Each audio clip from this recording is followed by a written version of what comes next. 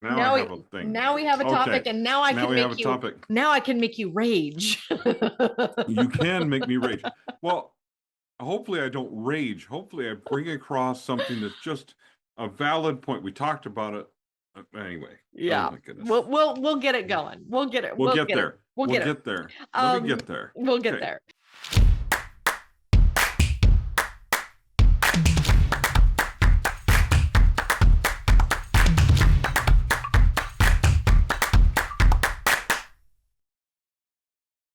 Well, welcome to Pros Talking Pro. You have like come into the middle of a conversation that I got Troy started on, and now I'm gonna try to get him reined in, and we're gonna start over. I'm But like, I'm really, nay. yeah, I'm really excited about this topic because, what's funny is we came to today's table not knowing what to talk about, but this hit a nerve apparently. So I'm really Yeah. excited about this. But before we get started, I want to thank everybody who likes, follows, and subscribes. It does tell the algorithm that we're hitting the right mark and that you guys are interested. So we really appreciate that. If you comment as well, that also helps us out. The algorithm is a funny little fickle thing. And when you guys engage with us, it just helps us. So we really appreciate that. Also, we are like I think a week away from stopping our AI sentiment survey. If you haven't already shared that with your communities or taken that survey, we would really appreciate as many people communicating their opinions as possible. We are not asking specifically what AI tools you use. And we're definitely not going to be sharing your email addresses with anybody. This is just for our data. We're trying to get as many people to participate as possible so that we can let people know in the industry what authors feel about AI and might help us understand and know how to tailor these tools as things change and adjust as we go forward. So we really appreciate everybody who's participating in that.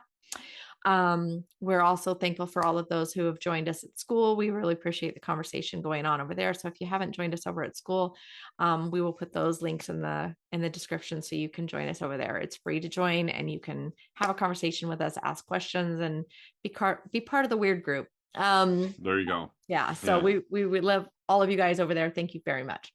So today we're gonna tackle the content slash gatekeeper question.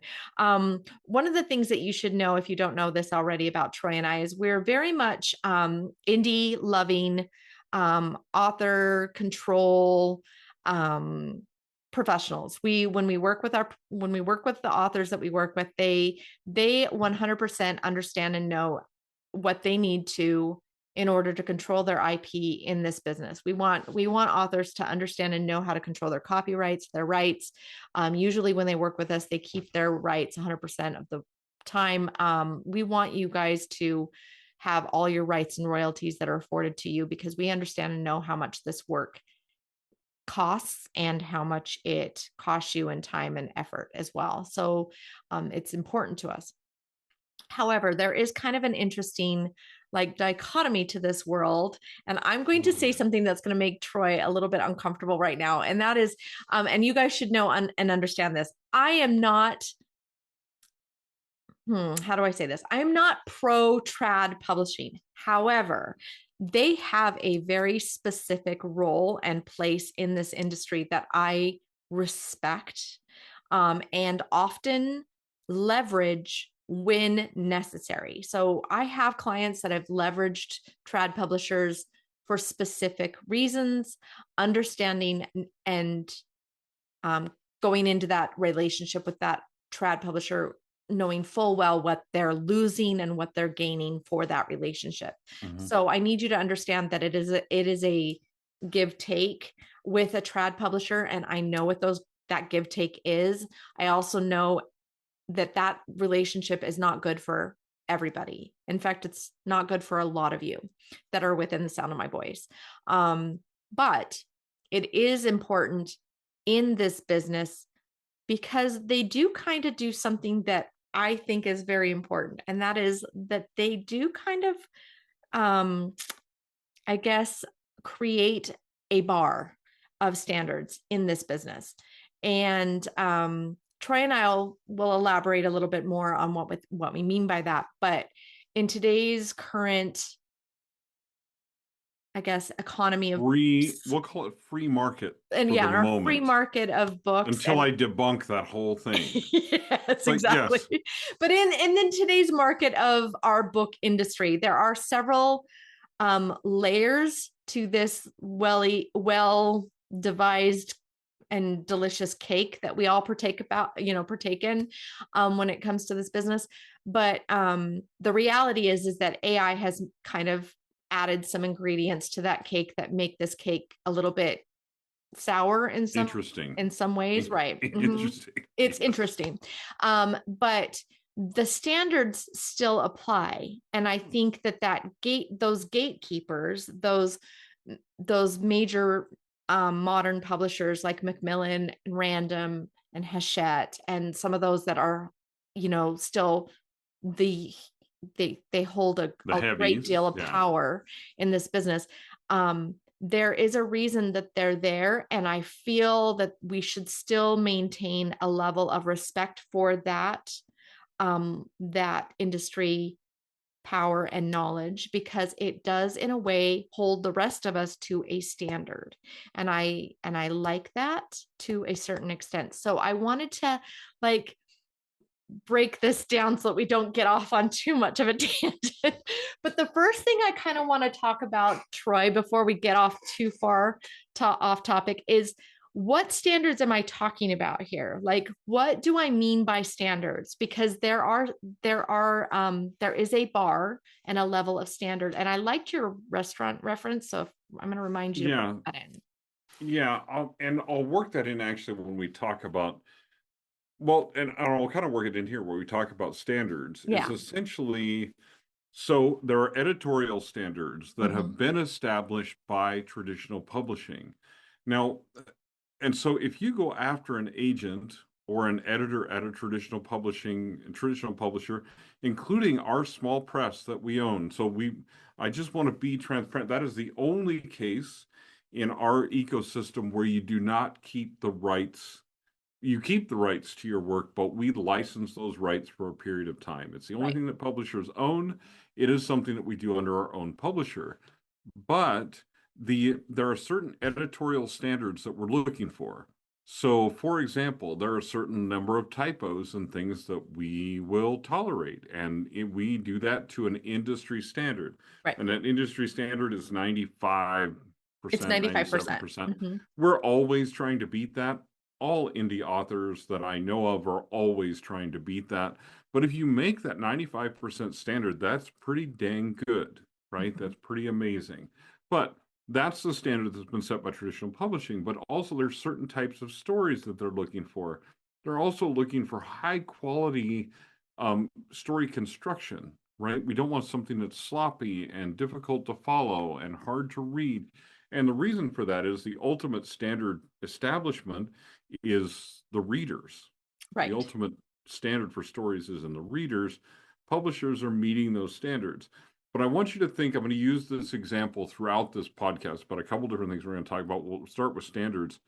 Restaurants have a certain standard, right, that has been established. Now, in many places, that's also established by the health department because, we do want that. We don't want to be sick when we leave. You want that. I'd love to support food trucks who meet health department standards because I do not enjoy certain other after effects of certain food trucks that do not meet those standards. We'll just say that, right? But just like nobody wants a bad taco, right? But nobody wants to read a bad book, either, right? So, and if you're presenting it as a good book, as a professionally published book, and I find out that it's bad, that you have not met those standards, those editorial standards, I, as a reader, am disappointed, which can impact you because it can impact your brand over the long term. Because I may go, I'm not reading a book by that author ever again because they didn't follow the standard. Right? So, okay. So all of that crazy stuff being said. Okay. So, but that's why, so publishers hold us to a publishing standard as well, like ISBNs that you own, registering your copyright. Even though publishers did not do this for a while, I understand that. Don't come at me about the Anthropic suit and all the Harlequin authors that did not have their copyright registered by their publisher because they made that an optional part of their contract at a certain point. You signed those contracts. I'm sorry that you did. It was a bad contract.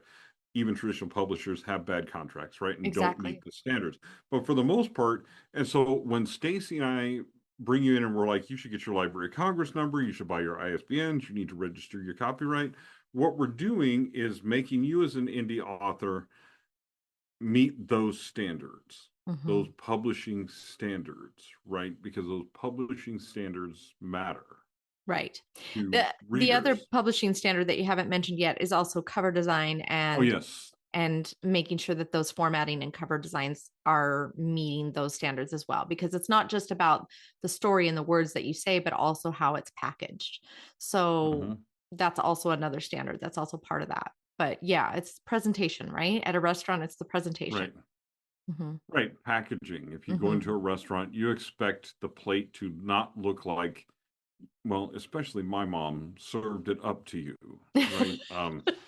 Because my brother and I used to tease her that I guarantee it did not look like that in the cookbook because nobody was making that if it looked like that in the cookbook, right?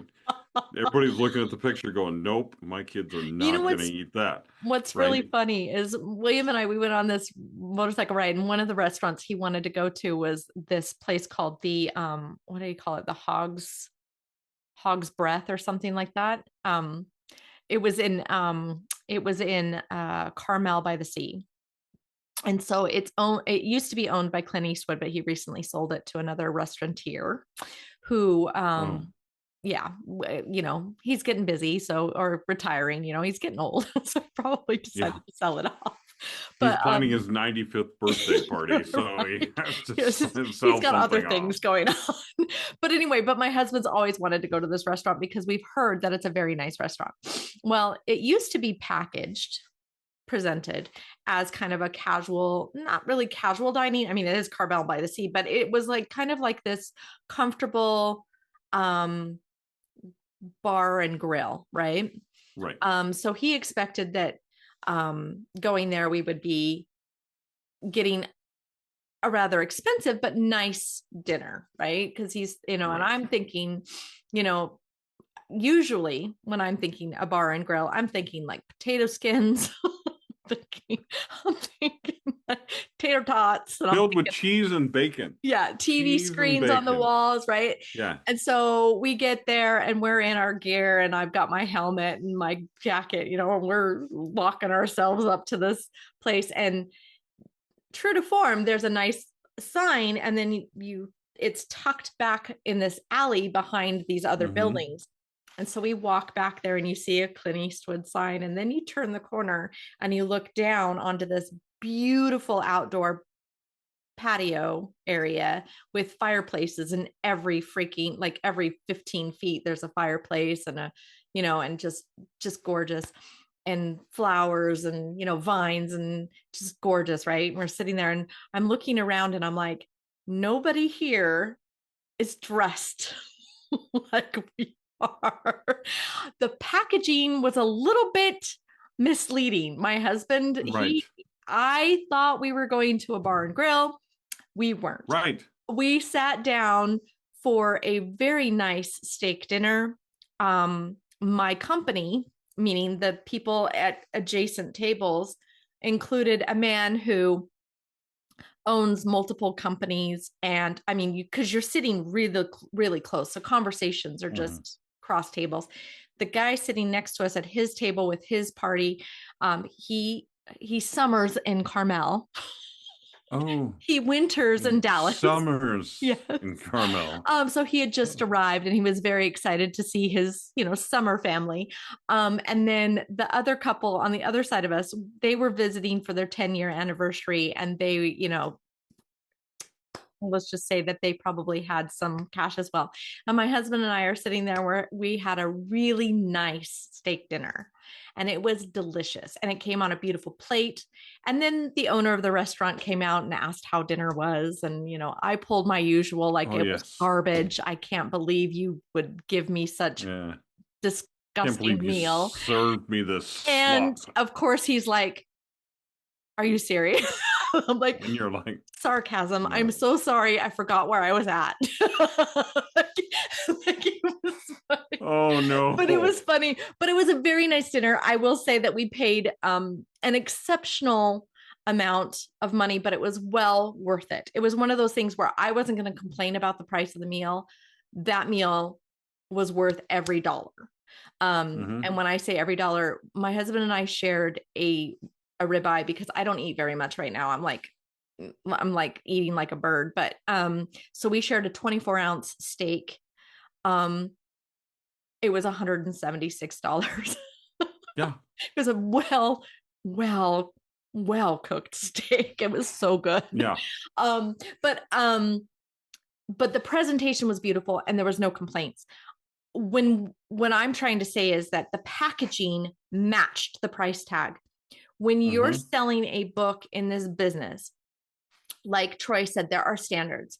When you sell a book and you're just going to go, okay, I'm just going to buy some AI art and I'm just going to slap it on that cover and not do any edits and not have a professional cover designer or designer look at it to make sure that it's good. I'm not going to pay for the font licensing and actually upgrade the font, or I'm not going to pay attention to that stuff. I'm just going to slap an AI cover on there and I'm not going to worry about the ISBNs. I'm going to use the free ones and I'm not going to get the Library of Congress number and I'm not going to register my copyright. Why would I spend that extra money? Then what you need to understand is that when you charge $20 to $30 for that book, that printed copy of that book, and somebody complains about the meat being too undercooked or overcooked, you'll understand why, because you're selling something for a $176 steak price, but you're only giving them a cardboard box that has a McDonald's cheeseburger in it. Right. Well, and there's the analogy. And this is what's interesting about the way you said that is like AI covers, right? Because here's the thing, ebooks and print books for a long time have been underpriced.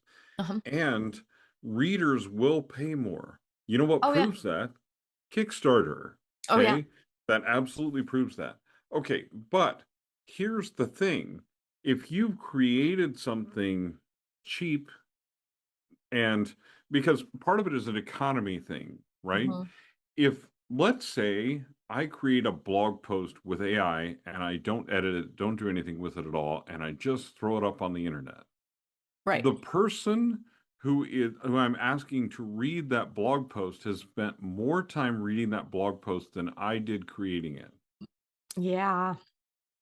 You know what that feels like? It feels like a ripoff. It feels like I got cheated. And I've always told people, if you have a bad cover that, let's say before AI, it was just that you just created something yourself. Oh, yeah. And you had no Photoshop skills or whatever. You just created something. You went to Canva and you just threw some stock art together. Even before Canva. Drew something. Back in the day before AI was a part of Photoshop and all of those things, like you just got Photoshop and you slapped some text on a cover and you didn't really know what you were doing with it. You didn't really know what you were doing with the design. You're like, oh, that's kind of hard to read, but it looks kind of cool. And you threw it up there. And then, but what I would say, what it tells me when you throw up a cover like that is you did not invest in your work. So why should I invest in your work? Because people will say things like, a book is the same price as a cup of coffee. Here's the deal with a cup of coffee, though. I drink it, I'm done. A book, you asked me to spend 8 hours with that text that you wrote. Okay, coffee does not ask me for that kind of commitment for $4. Right. Like, it doesn't do it. So the comparison is not equal, right? But the standards for the coffee, if I get a bad cup of coffee, I'm going back in and complaining. Right. So when people leave a 1-star review on your book because your coffee wasn't good, well, dude, if you didn't invest in good coffee before you served it to people, okay, like, then that's not their fault. So when the thing is, there are gatekeepers, there are natural gatekeepers in publishing. We talked about a couple of weeks ago how publishing really is a power law industry and it's not Right. fair, but this is where we start to dive in to dissect this. Mm-hmm. So my analogy that Stacy was talking about earlier is I cannot go and decide I'm going to open a restaurant without being able to afford food ahead of time that I purchase and have my chefs ready to prepare before I open the doors. I can't wait till someone comes in and pays for their meal and then say, well, I'm going to send Joe down to the store. He'll get the fixings for the tacos. He'll be Yeah. back in about half an hour. About half an hour later, you'll have your food. So when you say, I'm just going to throw my book up on Amazon with this cheap cover because it's all I can afford right now, and when I sell some books, I'll put a better cover on it because I'll be able to pay for it with the money I get from those books. That's exactly the same thing as opening a restaurant with no food on hand and Yeah. expecting people to pay for it, and then you go and get it to And cook, this is that shift in right? the mindset, right? This is that shift in the mindset that we talk about when we're talking about when you come into this business and you just want to share your story versus the person who wants to actually become an author, professional author. There is a little bit of a shift in the mindset. And so a lot of times I'll always ask this question, why are you writing this book? Right? And that is Mm-hmm. an important question to ask because it will actually determine your level of investment in your product. And Mm-hmm. because if and I do have clients that will come in and say, well, I just want this book because it's my mother's story and I just want to get it out there for posterity. And I really just that is a different level of commitment versus the one that's like, I want this book to be read by hundreds of readers and I want it to make an impact in somebody's life. That's Right. that's a different mindset, right?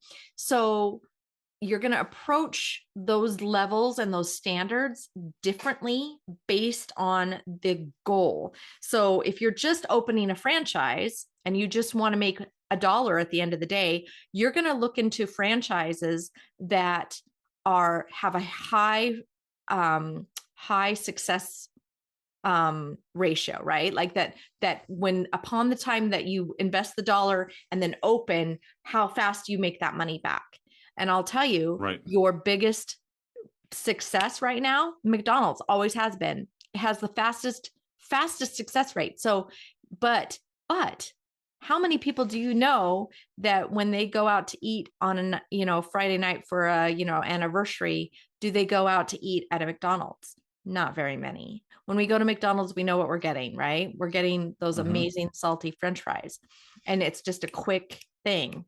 But there's a different expectation, there's a different outcome, there's a different goal when it comes to those franchise owners. They're not Mm-hmm. opening them up because they want to be looked at and lauded by, what's his name? The Hell's Kitchen guy. Gordon Ramsay. Yeah. Yeah. They're not Gordon expecting, Ramsay isn't going to stop by your McDonald's franchise and go, no, this is the best Big Mac that I have right. had. Right. And But when I'm you're not going to have traveling, you're not going to have the freedom to be able to say, you know what, I'm I'm going going to to make, make this Big Mac mine, because you don't have that yeah, freedom. But it's because McDonald's has standards, right? That you have to that abide you by will follow. when you buy their franchise. It's the same Right. thing with books. It's the same thing with books. So that's kind of where I'm coming in with the standards that these gatekeepers, these big publishers kind of set for us. And this is Right. why I think a lot of people who come into this business, they lose track of that reasonable investment thing.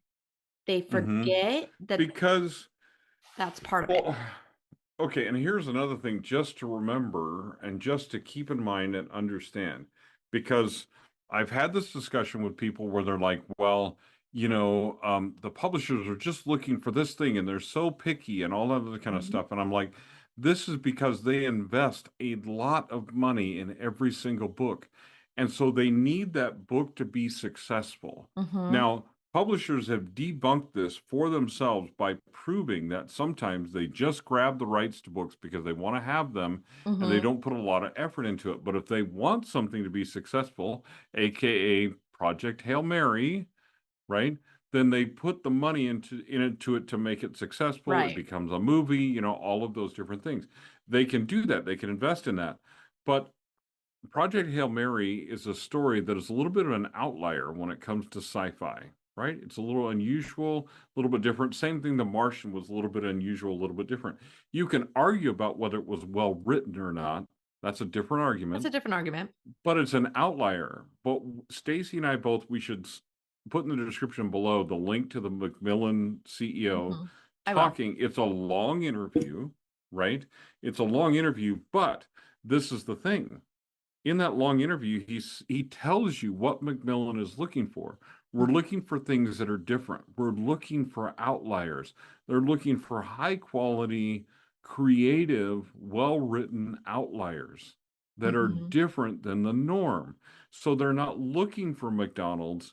He's looking for that boutique restaurant that's like so good that everybody's talking about it. He's looking for Dungeon Crawler Carl, where people who don't read that genre ever are suddenly enamored with this Dungeon Crawler Carl, and especially with the audiobook, because there's an incredible voice actor that does all the voices live. It's not AI narrated. It's not generic. It's an awesome, well-read, voice-acted audiobook that people are just eating up. Why? Because it's different. It's an outlier, right? Now, will people still continue to eat McDonald's? Oh, yeah, they will. Can you produce Danielle Steele and Nicholas Sparks type books over and over again and still sell books? Yeah, you probably can for a while, right? But that's not where you're going to get the big hits. That's not what people are looking for. People are looking for something unique and different that stands out. So what that means is you have to invest in that work. So a poorly edited manuscript that's just okay has become the norm. And we expect better than that. Exactly. So the gatekeeper, that is the reader, is also, unfortunately for a lot of people, is a financial gatekeeper, in that you have to invest a certain amount of money in editing and covers and things for your books before they become valuable, before they become those outliers that are more valuable. Yeah. And we should talk about a little bit about those entry level expenses, because that's kind of one of those things, right? With a traditional publisher, you don't have that initial investment typically. You will pay, you'll pay in your royalties and rights that you give up. But that's how you pay, and that's how your investment is made in that project.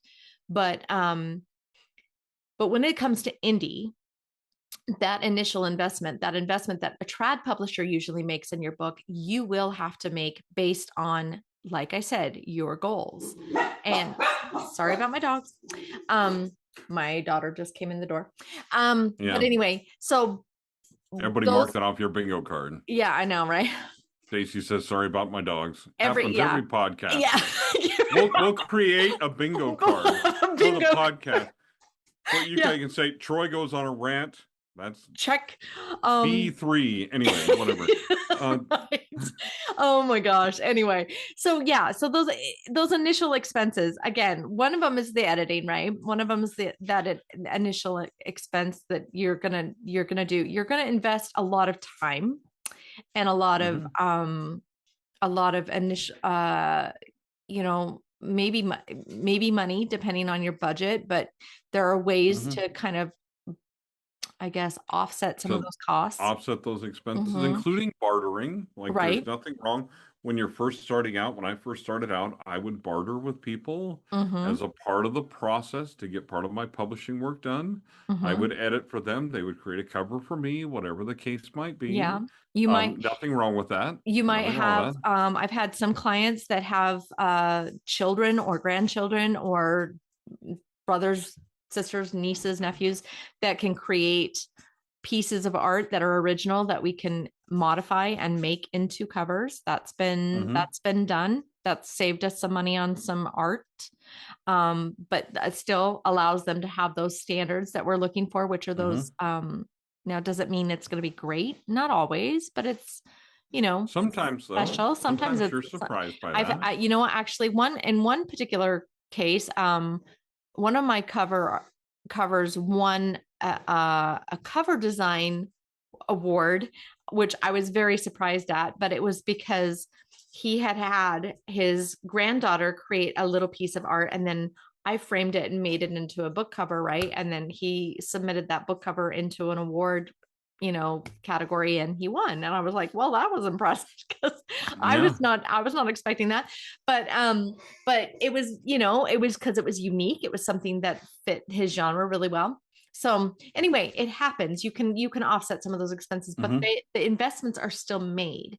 So it's like Troy said, when you want something, when you want to go into business, there is always going to be some level of investment that you make. And to not deviate too far from the restaurant, you have to buy the real estate. You have to or rent a building, you have to have right? equipment. You have to, yes, you have to apply for the business licensing. You have to, buy the supplies. You have to hire the help to help you. One man restaurants, I've been to a few of those, and the people that run them are working raggedly. Like they're tired. Well, that's like a food truck, or something like that. But like for the most part, you have to have a place for people to sit. Yeah. You have to have a place to cook that meets health department standards. Right. You have to have, there's certain things that you have to have. Right. And to stay with that analogy. And so that's the issue, is not, it's how you come up with the money or the time or the barter to invest, not whether you have to invest or not. So people say, well, I'm going to just publish for free. Okay. Well, something is happening right now that I feel like it is very likely that very soon it will free self-publishing will go away. And the reason is because it's gone on to the point where it's actually harming the companies that are allowing people to self-publish for free, to the point where they're going to have to recoup some of that money somehow. Now, here's the thing: before anybody comes at us, any of those companies, so if you're a part of that company, don't come at me. If you're a part of the groups that are impacted by a company charging you to open an account and charging you to self-publish, let me help you understand this. Incentives drive our behavior, and the flood of poorly written books, because we should be holding ourselves as authors to a high standard. What is happening is, because we are not, and because there are nefarious actors who are using bots to create books after books after books after books, because if they release enough books, some of them will accidentally sell even, and that will result in them making at least some money. And if they are starting with a zero investment, then making some money makes that worthwhile. Right? So all that being said, what that means is, we as an author community, those people who have no money, who are not investing in their books, and who are throwing things up there as rapidly as they can, regardless of how you are creating the books with AI, or if you are just sloppily creating them yourself, whatever the case may be, it has reached a saturation point where those companies are losing money for that. And we as an author community have given them an incentive to no longer offer that for free. You know what's crazy too is, on the other side of this coin, the reader side of this coin, it's also created a content fatigue. So there's a lot of readers out there that are complaining because they don't know how to sift through the noise and find the valuable work. And so they're having to read through a lot of garbage to find the people that they like, or they're having to really dive into some, other creators and find out who their creators are following, and working strictly off of referrals, because they can't trust the reviews that they're seeing. They can't trust the blurbs that they're reading. They feel like they're losing trust in the author community. It's very interesting to see what some of these content creators who are bookish, that talk about the bookish communities, and what they're seeing and saying about authors right now. it's we're coming down a few notches in the status, I guess, Right. of If professionals. Well, if you already have a reputation as a professional author, you do have an advantage because Right. people can see that you have books in the past that are high quality, that have received good, genuine, good reviews, that type of thing, that have But if been you're out starting long from if before you're we have this. starting from scratch, it's a little If you're tough. a debut author, here's the thing, you're going to have to prove that readers can trust you. Right. Right? You're going to have to prove that you can write a story, that it's going to be a good story, that you can finish the story. Thank you, George R.R. Martin. And that, I mean, you know what I mean? And so you're going to have to prove those things to readers for them to trust you as a debut author. So people who are putting AI use statements into their books and saying how much AI they used, if any, and for what parts of the production process, because what readers are looking for is authenticity and And transparency. truth. And transparency and honesty. Transparency and honesty and authenticity. That's what they're looking for. Right? So it's almost to the point where a lot of authors are going to start YouTube channels where all we're going to be doing is typing our stuff on video so that you can see that we're creating it. We're not typing prompts, we're typing words. You're going to see authors making videos of themselves dictating their books into a handheld microphone so you can see I'm not using AI to create this, I'm actually creating it. I'm a Right? human creator. But the truth is, at the end of the day, regardless of the way that you create your stories, the quality of the stories is what's going to matter to readers. Right? That's what's going to make the difference.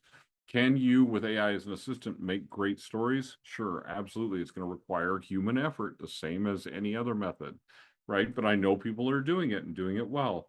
But if you are just zipping stuff off really quick because you've got this idea that if I do this fast enough, it'll be fine.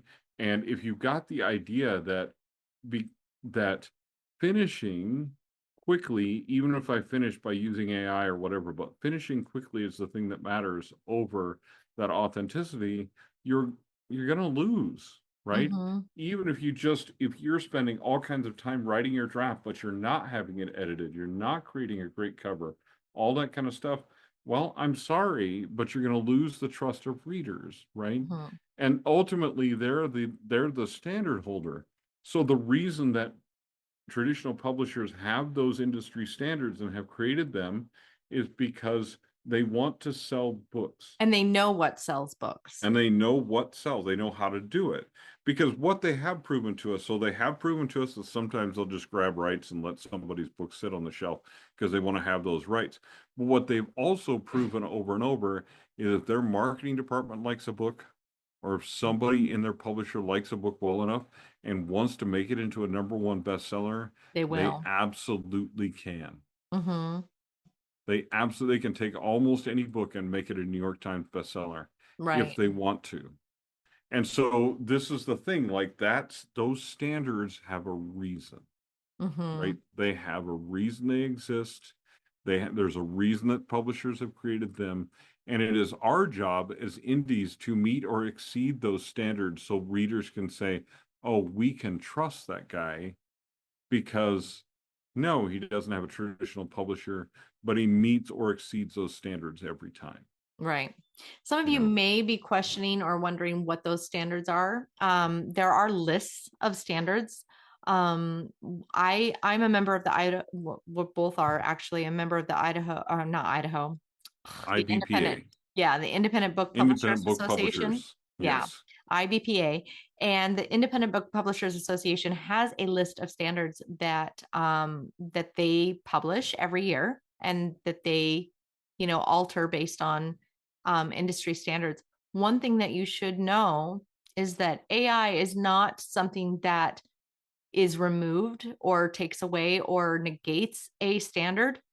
But what they are finding is that use of AI, like Troy said, it needs to be transparent in the way you're using it. But they're finding that more, I guess, weight is given to authors who make mistakes than those who are error free right now, because then they know that there's been an effort, like there's been a human effort in that book. That's kind of interesting to me.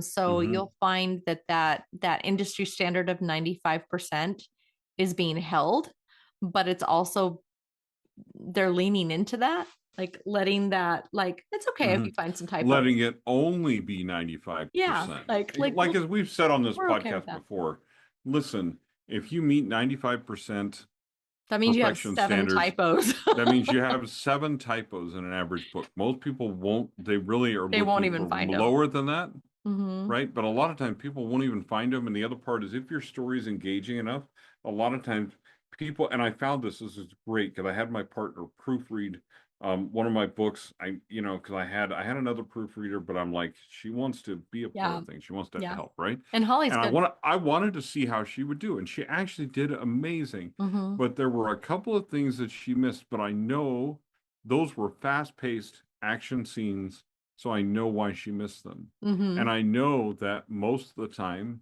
people are going to miss those things unless they deliberately slow down the way editors do. Like, we have to deliberately slow down when we're going through your fiction. I was just working on a book today, and I was like, oh, this is an action part.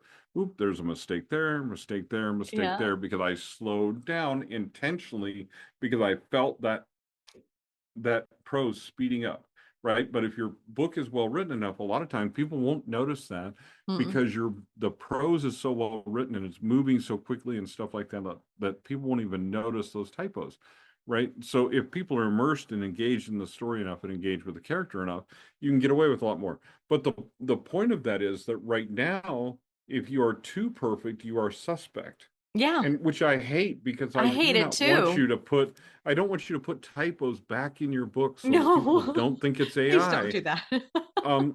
Also, if you're writing and releasing things very quickly, Yeah. there's a gal, Frida McFadden, who is killing it, Yeah, she's amazing. and she's being attacked Yeah, because she puts people out are books. saying you're using AI. Well, what it is with her is she has a really big backlist of stories and books, and she's finally at the point where she can start selling them. And so a lot of the material is already written. So when she's releasing books quickly like that, it's because they're already done. Yeah. Right. But the problem for her right now is she literally has to slow down to avoid the accusations and the appearance of using AI, right? So and this is very witch hunty, and this is another It is. topic It's for another perhaps another topic. We time, should talk about because that. the problem is, I have no problem. There's a couple different issues. First of all, if being an AI writer is not a problem, as many people who use AI on a regular basis, being an AI writer is not a problem, then people accusing you of being an AI writer are just telling you what you are. Right. But in another way, readers are telling you their preference, right? They're telling you what they prefer, what they want, stuff like that, right? Okay. So there's that aspect of it, but also the fact that, like, who cares if an author is using AI as an assistant if the story is good? Right. Right? If they put the effort in, the story is good, it reads well, all that different stuff. Okay, awesome. Then what are we complaining about? Right. What are we talking about here? Because it doesn't matter. Okay, so anyway, all that being said is, like, that's a witch hunt thing that's happening, but because it is happening, there are authors that are super sensitive to it, super sensitive. So you just have to understand, you have to take a stand one way or the other. You have to choose what you're going to battle over, where you're going to land, all that kind stuff. of like leans into that topic of fear. Like we kind of talked about that last week, is about, being afraid and what that can do to you. It could paralyze you or it can motivate you. It depends on what, what your thing is. But yeah, it's something that you need to define for yourself and what you need to understand about yourself so that you can go forward in this business. And I think that the witch hunt thing, yeah, we could definitely talk about that on another day. But I guess my next little question though is, why do you think the lack of friction, or the barriers that have been removed to publishing has reduced the level of quality? I mean, that's kind of an it's a given, but it really, I think, I think, go ahead. so I'm going to say there's at least two things that are happening. Mm-hmm. And one of them is one that we deal with all the time. And this is the unfortunate reality is that editing and services, good book covers and stuff like that are expensive. And here's the reason. I just want you to back up as authors and think about this for a minute. Think about, because especially if you're still working a day job, think about what you do for a living and the amount of hours that you invest in that. Mm-hmm. Now think about the number of hours that it takes to read a book. People be like, well, can't you just read my book before our Oh one my gosh, hour I've had appointment that I paid so for? many people Right? ask me that We question. we Aren't say you just people that we reading? have people say that all the time. Aren't you just reading? Can't you just read my book before that? That reading takes time. So I'm like, what do you do? So a lot of times I'll ask them, what do you do for a living? How long will you do that for me for free? Right. Right. So unfortunately, these services are expensive. Well, there is a certain amount of in the writer world, and look, I've been there because I struggled. Okay, because I was like, what in the world am I doing with my life? I'm hopping around from job to job, doing all this other stuff, trying to figure out some way to be creative and embrace my writing and still be able to eat. Right. Mm-hmm. And so it was a problem. Right. And I know understand it's a problem for a lot of authors right now. They're like, man, I am just broke. I can't afford that. Right. Okay. Well, there's some other ways that you can try to meet those standards and things like that. But editing is expensive because professional editors have power bills and water bills and And mortgages what they're and bringing to the car table, payments. depending on their skill set, because like not every editor is created equal. I will Hmm. mention that. I'm not certainly going to say that I'm the best editor in the world. I know I work in a world full of editors that are fan frickin' tastic. Hmm. And if I get a proofreader that comes in behind me and catches like 50 mistakes that I made. Holy crap, I'm so excited. Like, who is Yeah. that person? I want them on the payroll. Yeah, exactly. Like Because I that's want, me too. I Like, love that. So yeah, so but yeah, oh I yeah, don't want you, I'm prefacing this that like, I'm not trying to pretend like I'm the end all be all editor here, but I will say that what I bring to the table, what Troy brings to the table, combined, we bring about 50 years, right? It's kind of hmm, scary of business and yeah, editing it is. experience, right? It's crazy. But when you put that into logistics, you understand that one, I'm publishing between 20 and 40 books myself, which means I'm in these platforms and I understand this business well enough to know that it's something that I'm involved in every single day. I'm not an English teacher working at a high school and this is a side gig where I'm taking this, your book because I understand that a noun and an adverb, an adverb comes Right, before the verb. And like it's not just that. Well, I also understand that, but I also understand industry standards. And I understand that in certain genres, there are rules that are bent. Oftentimes hmm, that is stuff that English teachers don't understand because they're not in the publishing industry. They're a teacher and they're right, teaching this thing. So there's a different skill set, there's a different professional level, there's a different knowledge and I guess understanding that comes with this business. There's also the leveraged networking and the leveraged industry knowledge that helps you position yourself going forward. A lot of times when you work hmm, with a professional editor, they understand your genre and they know the standards well enough to understand how that book should be written to meet that and make that reader promise. And they understand also how to educate you as the author going forward. So if they make a change in your book, they can legitimize and justify that change. They're not going to back down.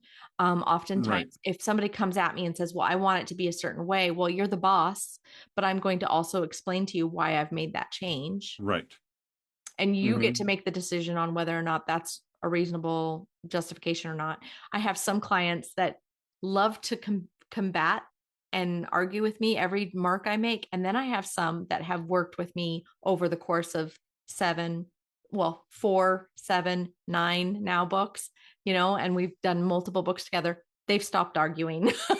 They just say, do the job. Right.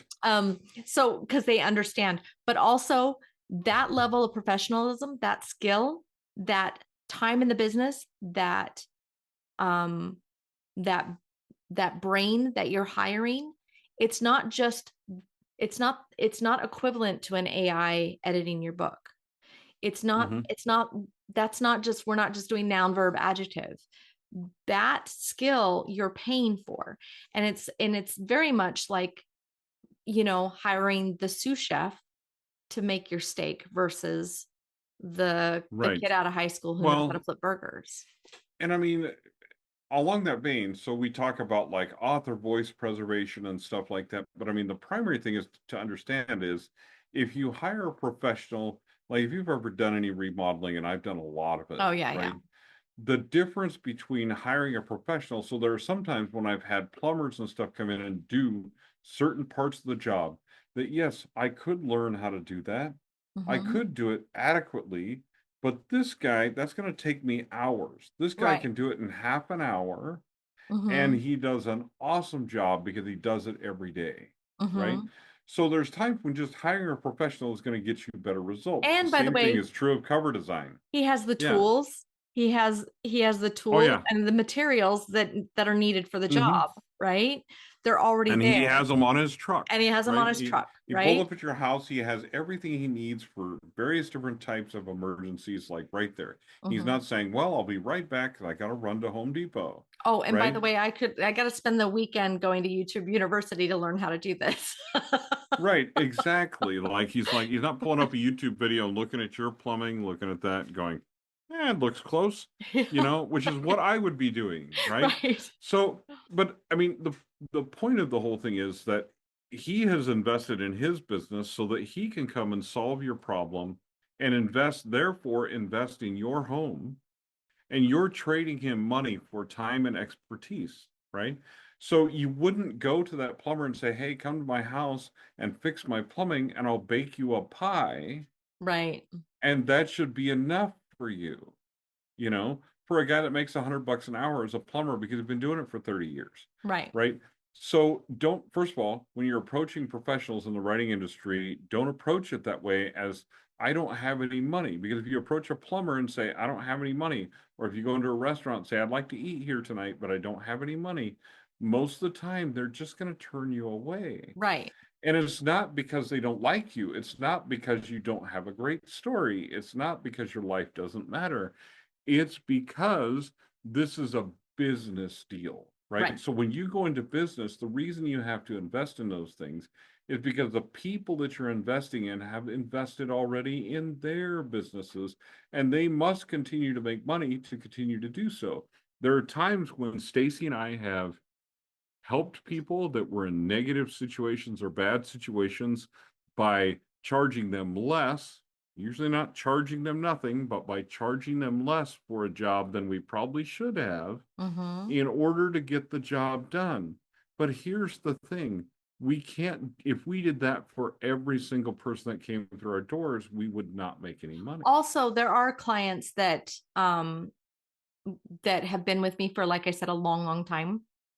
And they recognize that now, being with me for over 10 years, that I still charge them reasonably less than I would a new client, but they do pay more for me now than they did when they first hired me, because my skill set was much lower at the time that they took a chance on me.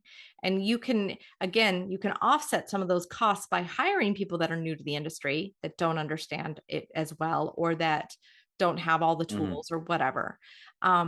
You can offset those costs. But again, it's what level, what kind of service are you looking for? What are you hoping to get out of that? I'm going to use this example again I've used before of this guy that came to me and said, this book is a Hugo Award winner and I want to win a Hugo Award. Now, here's the thing. Like, I'm not a sci-fi author who's going to win a Hugo Award, but I know what the standards are. Right. And I know how we can get his book from where it is now to a standard that would even be considered for that award. Now, guaranteeing that he would win that award would be a foolish move on anybody's part, because there's too many factors that are out of control, that are out of our Guarantees are just, control. that's a Like, major red flag, everybody. If you guarantees hear are, but guarantee, anyway, walk away. but the point of that is that there are gatekeepers for the Hugo Awards. They have certain standards, and if you hire someone else who knows how to help you meet those standards, you are much more likely to meet them and achieve your goals, Right. or at least be considered for your goals, right? Because that is awards are the ultimate in gatekeeping. We get tons and tons of applications. One person wins. When we're doing acquisitions at a publisher right now, we've got a whole bunch of manuscripts that have been submitted to Alibi, because we're in open submissions right now, which end in about a week from when this. Oh my goodness, I need to announce that on our socials. I know I've announced it only a couple times, but anyway, but we've still gotten a lot of manuscripts, right? But here's the thing: is once that closes, like, we will have dozens and dozens of manuscripts, maybe more, and we can only pick a handful of those. So what that means, that's an ultimate gatekeeping, and this is the way traditional publishing has worked forever, right? There are going to be things that happen in the industry, I think, going forward very soon, where a lot of free self-publishing stuff is going to end, and that is a financial gatekeeper. What that means is it's usually not a lot of money, but what it means is that you have to achieve a certain level of sales to pay yourself back for that. Right. So if you are unable to afford that initially, it's just like not being able to afford food and opening a restaurant. You can't do it, right? So there are certain things, elements of the business that I'm like, it does not take a lot of money, and I don't want to be a big financial gatekeeper for some areas of the business, but there is, to reach a certain standard, there's a certain amount of financial gatekeeping that's happening. Right. And we cannot change that, because otherwise there are a whole group of people that are in this industry that are working in it that don't eat. Right. And like I said, this goes going back to like why trad publishers are somewhat that bar creator. It's like right now we're in the middle of the World Cup, right? And we've got, everybody. Go England. They're playing right now as we're recording this. Go England.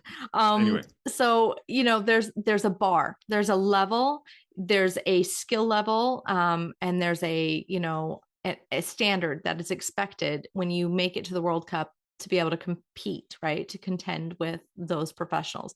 You're not going to see the Pee Wee League kids out there competing against, FIFA level professionals playing. Yeah. That's just not going to work. I can goalkeep in the local men's league, but I am not going to achieve they're going to kick one ball at me and I'm going to go, and I'm going to get out of the way, and they're going to score, right? Because I'm like, I'm chicken, right? Right. Because I'm not nearly at that skill level. Right. Exactly. So when you come to a professional and you say to a Troy or myself, and you say, I don't care, I don't care about the story structure. I don't care about, or I don't want to learn that. I don't want to change that because I don't care about that.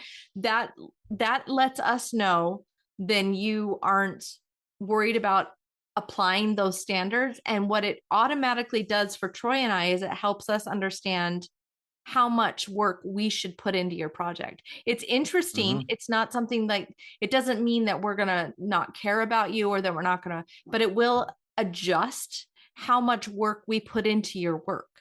Because how deeply we go into edits. And that's going to be true for every editor. And there's a lot of editors out there that will edit whatever.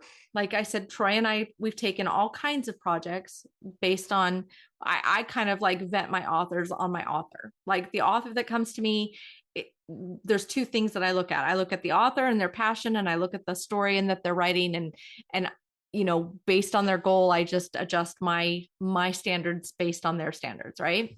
But there are some that have come to me, like you said, Troy, that are like, I want to win a Newbery. Okay. Well, wow. let's get you a really good illustrator. Let's make sure that the level of edits that you've got are going to meet that, and that the reader promise that you're creating with your children's book is going to warrant some attention that would come from the Newbery. Like, is it possible? Not in a self-published industry, but because Newberys are snobs, but you can get Newbery-like awards, and it can at least put you on the path to maybe one day getting noticed by a trad publisher who wants to pick up your book and then submit you to a Newbery. Like, that's where I'm going to put you, right? And that's what level of work I'm going to put into your work. But you also have to establish what that level of standard is for you. I guess that's my final thing there. Trad publishers are great, but you have to establish your own standards. Well, and here's part of that standard as well. And I've worked with people who have spent thousands and thousands of dollars on edits and stuff like that for the primary reason, and on book coaching and courses and all that kind of stuff. And for the primary reason that they want to improve their craft to the level where they're worthy of those things. Right. If you want to open a Hell's Kitchen like restaurant, if you want to open a restaurant where you can charge $176 for a steak, right, then your craft, your level of culinary skill needs to be up there. Right. If you want to win awards and sell thousands of books and work this industry that way and get past those traditional gatekeepers and get an agent and get an editor and have their marketing department look at your book and going, wow, that's the one we're going to feature for Christmas sales this year. Right? You want to come to that level. You want to be at that level. What that means is your craft needs to be at a high level before Stacy or I or any other editor at a traditional publisher sees your work. Right. It has to be at a high level. So that's a decision that you make about how much you're going to invest in the development of your craft. And just like anything else, education, you don't go to culinary school for free. Yeah. And you should understand and know that a culinary student who wants to have that Hell's Kitchen, they also understand the business side of it.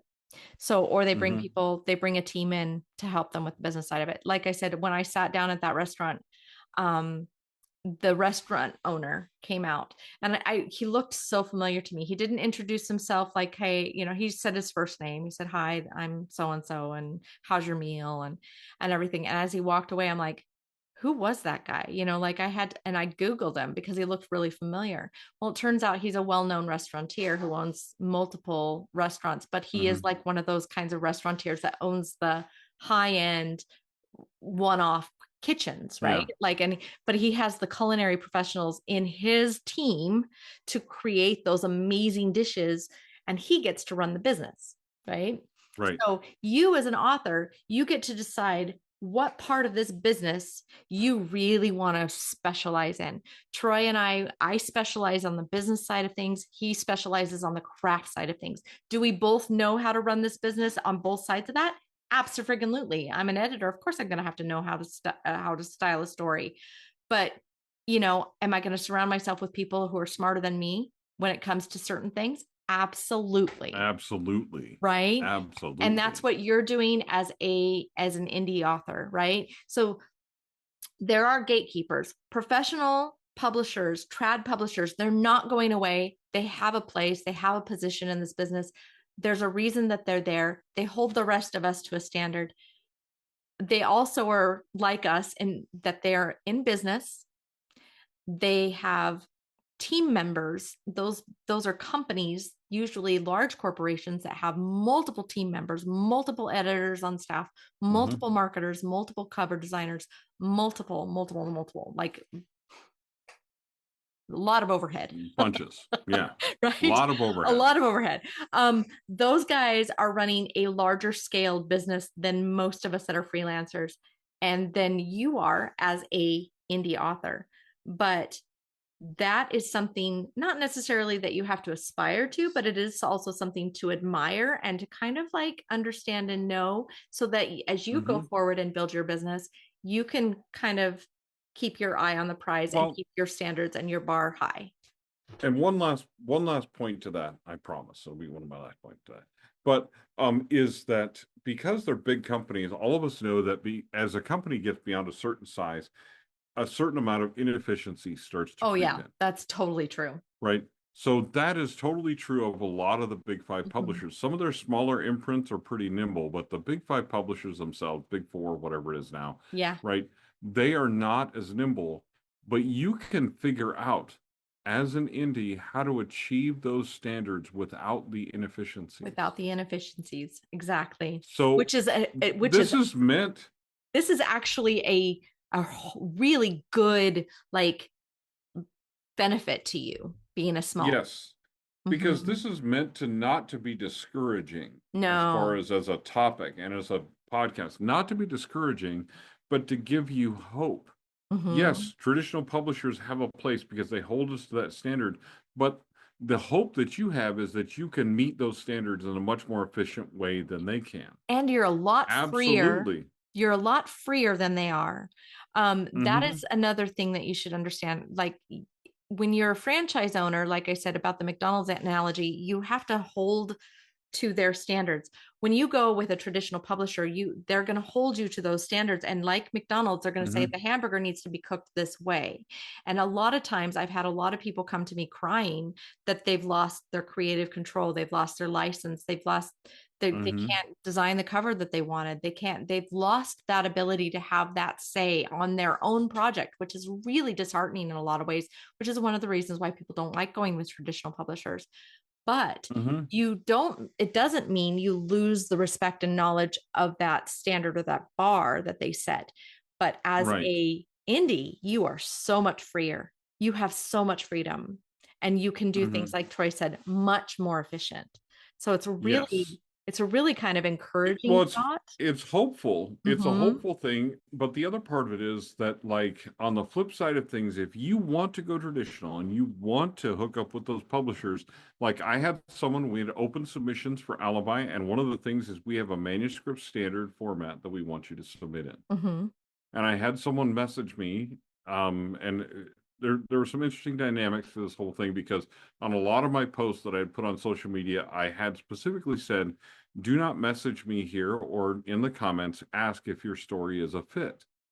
Because that, first of all, it's not up to me. We have an acquisitions person who's reading those Mm-hmm. acquisitions before I ever even see them. Mm-hmm. And second of all, so I'm not the final decision maker. And second of all, it's not professional and appropriate for you to message me personally or comment on this post and say, "Hey, do you think my story would be a fit?" No, I'm not going to answer that question, right? But I had somebody message me and say, "I'm really not sure about the formatting. I'm really bad with that kind of stuff, so I don't know if I can meet that formatting standard." And I said, "Well, best of luck." Because one part of the submission process is that standard. And it's also Seeing if you can follow see if directions. you can follow directions. And yeah, I have a client right now. I love him to pieces. If you're listening to me, you know I love you. But I warned him because he's submitting to agents and he decided to bypass instructions. You know, a lot of these agents, when they want you to submit to them, they have rules and ways that you can contact them. And he was going around those and he was wondering why he's not getting responses. And I'm like, well, you're not following instructions. And a lot of times Mm-hmm. that's just an automatic reject. So you should Mm-hmm. just Because know that. I tell people, so I worked in acquisitions at a publisher. It was an amazing experience, right? But one Mhm. of the standards that we had was we had this same thing. There's a manuscript format that you must submit in. If you did not submit in that manuscript format, nobody even read your manuscript, any part Mhm. of it.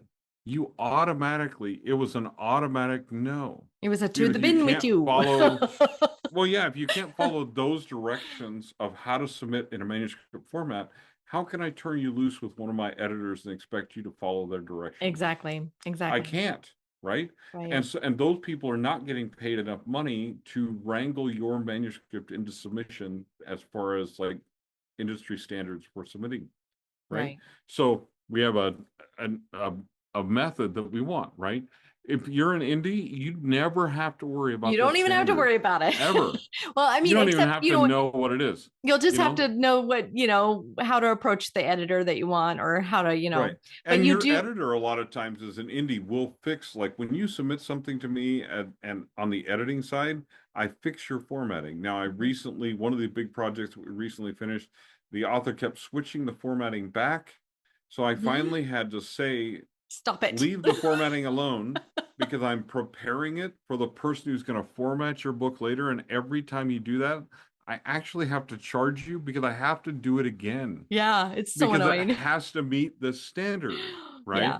So, but I mean, look, a freelance editor can help you with those things to help you get things formatted and ready for formatting and ready for uploading and all that kind of stuff.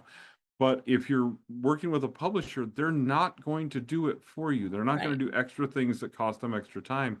They're just going to reject your manuscript. Yeah. So just please think about what exactly you're doing. And when you're asking them questions like that, understand that what you're showing is, I'm not professional enough, or I cannot take the time to learn this. So I'd Or really appreciate it if you would just accept the fact that I can't and accept my manuscript anyway. And I'm like, also, you gosh, know what it does, no. and maybe you don't know that you're doing it. It's inadvertent, maybe, but you are also showing a level of disrespect to them, and as Right. them And their as time. professionals and their time.